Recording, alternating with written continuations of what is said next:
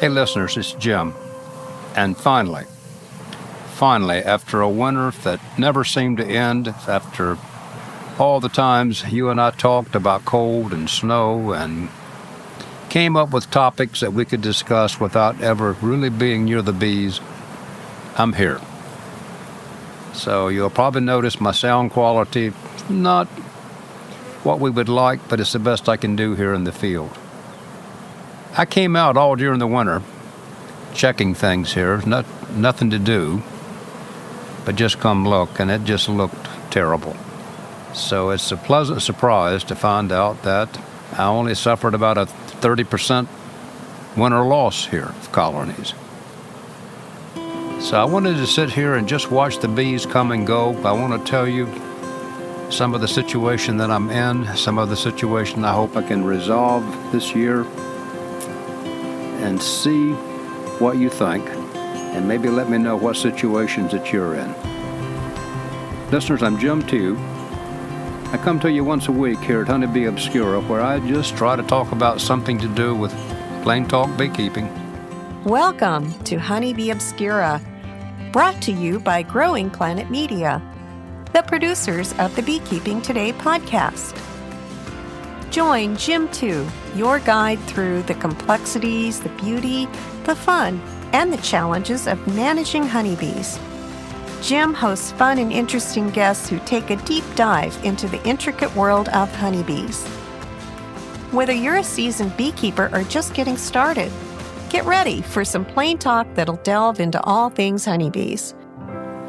My friends all down through the southeastern U.S., warm climate, just kept sending me dire reports that they already had significant winter losses, and they had weather that, from a bee standpoint, was to die for.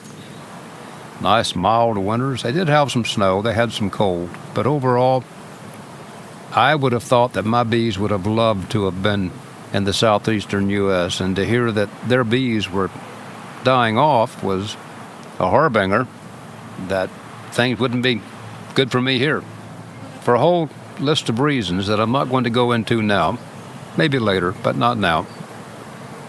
I've had to neglect my bees for a couple of years and not be the beekeeper I wanted to be. So I'm sitting here, I got to draw in your mind with some motley looking equipment. Needs to be painted, needs to be scraped, it just for cosmetic purposes. The bees seem just fine with it, but it's not really very scenic. So ironically, if you were sitting here beside me, I don't think you'd be all that impressed with my beekeeping maintenance program. The flight off of one colony here is just refreshing. I'd like to say exhilarating, but let's don't get carried away, Jim. About every third bee that comes in is bringing in bright yellow pollen, and I suspect it's off the maple trees that are all around me here. It's that glorious time of the year where the bees don't really care about me at all. So I'm sitting here just out of their flight path, watching them come, watching them go. There's no significant die-off in front of the colonies. These bees have not been beekeepered well for the last couple of years. I won't even tell you how poor it's been, because you'd be amazed that there's bees here at all. Flight pattern is good. Strangely, to me, there's no drones. So having thought that this colony was dead, having been out here thinking that it was gone, has been like a gift. I'm jumping ahead of myself. I'm still going to order maybe a couple of packages, maybe a couple of splits. I don't know. Just ordering those to be playing, to have something to photograph, something to talk about, or more likely something to complain about. So I can tell you straight up, I've started with the best survivor here. I'm not opening them, listeners. I'm not bothering them. They've been on their own. They've managed their own affairs. They seem healthy enough. The equipment's going to need repositioning. I suspect they're up top. They had plenty of honey. But that was all they had. Everything else was to their own devices. Now, what's going to happen? This colony is going to swarm. I mean, I'm just Jim Tew bee guy, but I can sit here and tell you that this colony flying and this eager, and it was a swarm last year. It's carrying some swarm genetics. Off to a start this good. If nothing happens to it, these bees are going to split themselves just in a few weeks. So as the weather progresses, you got to be somewhat of a weather person and watch the predictions. I'm sorry about the wind, listeners. I've actually tried to do this segment before, and the wind was so bad you couldn't hear me. So I've made some changes, and now I bet you still can't hear me. But nonetheless, nice, gentle, warm breeze blowing. And I'm getting ready now, expecting these bees to swarm. So when I can see beyond the next weather front, which is supposed to be a good one, high wind, rain, whatever, I will do my thing, and I'll open these bees up, figure out where they are in these 3 deeps, and reposition them. And as soon as I can get a queen, I'm going to splurge and buy a queen if I can get one, instead of letting them raise their own. Speed things along, pump them up some. So best colony first, good shape, a lot of flight, pollen coming in, no drone activity. So I started with the best colony first. I'm going to come back, figure out where they are in these 3 deeps. I'm going to move the brood nest down to the bottom, position some food stores up top. I may or may not do a spring mite treatment. I may hold off till early summer, depending on what the mite drop fall looks like. And then somewhere along the way, I'm going to split them, and I'm going to buy queens, if I can get them, instead of letting them produce their own. That's the best colony. Now from here, let's just slightly go downhill. The colony literally 6 inches from it. I don't know if it matters. It's in the expanded polystyrene foam. It's the bee box device from Finland. It didn't weather as well. That's not a comment on the box configuration. Could be genetics, could be mites, it could be anything, could be the box, but it's not wintering as well. So whereas the colony 8 inches, 6 inches away is just coming and going, this colony is clearly weak. Listeners, in fact, it's not too late for this colony to die. So if there's another cold snap, they could be in trouble because they've got brood now. They too are bringing back pollen. I estimate they have about 1/5 of the entrance activity that the better colony has. So they both clearly have brood. I think I can say they clearly have brood because of the amount of pollen they're bringing back. But since they have brood, now they've committed to maintaining incubation temperatures. So it's going to be more difficult for the next squall that comes through for them to cluster up, maintain that brood nest temperature, and keep things the way it should be. Other than being lazy and old, that's one of the reasons I don't want to open them up right now. I don't want to disturb them, harass them, confuse them, and break up the system that they've evolved inside the colony. There's yet another colony I want us to talk about, but I got to move to it. So while I'm moving, why don't we take a break and hear a word from our sponsor. Ready to kick off your 2025 beekeeping season? Make sure you've got everything you need for spring at betterbee.com. Whether you're just starting out and need a complete hive kit, or you're a seasoned beekeeper looking to upgrade, Better Bee has you covered with top quality gear and expert support. Don't wait until the season's in full swing. Visit betterbee.com today and get prepped for a successful 2025. Listeners, I've moved, standing by a colony that's ridiculously tall. It's in 5 deeps.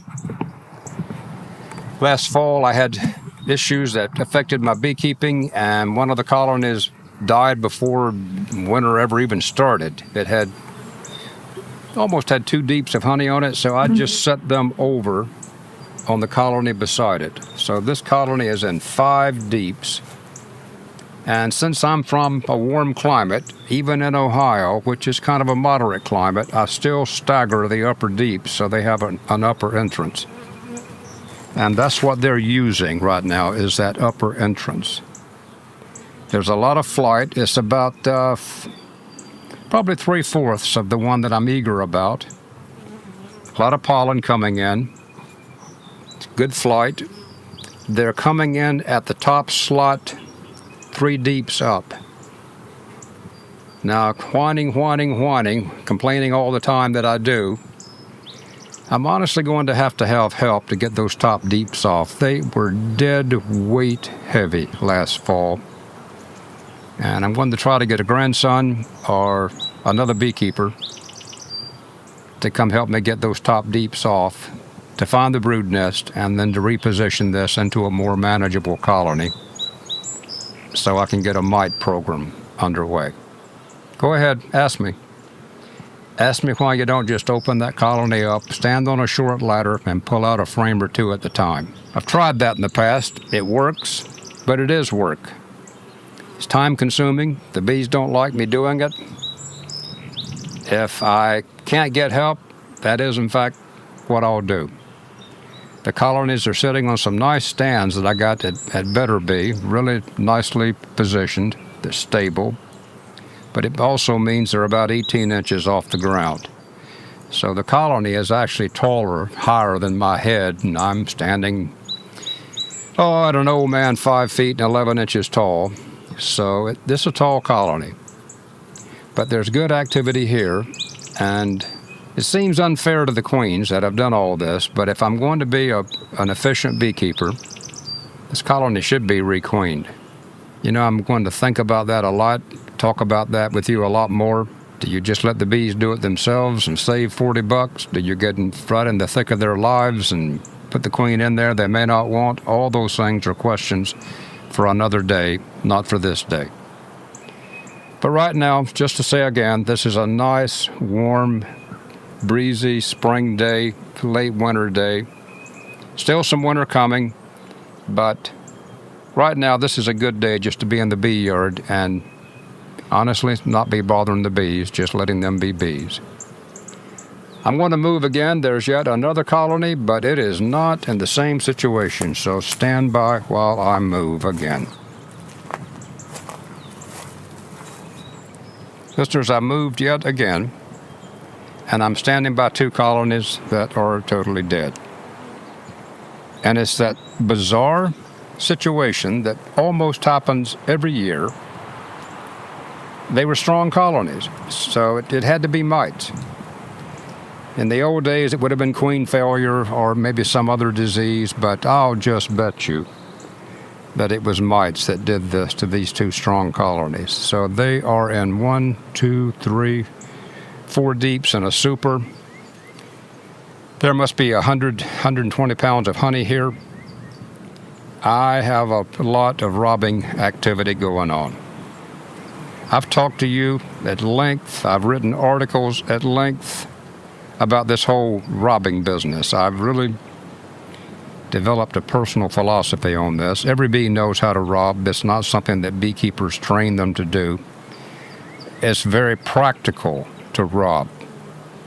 Other than maybe some maple and some other very early spring flowers, late winter flowers, there's nothing for them to work on. So why would they not come over to a neighboring abandoned colony and pick up this free honey? On the front of the colony, there's kind of a mess.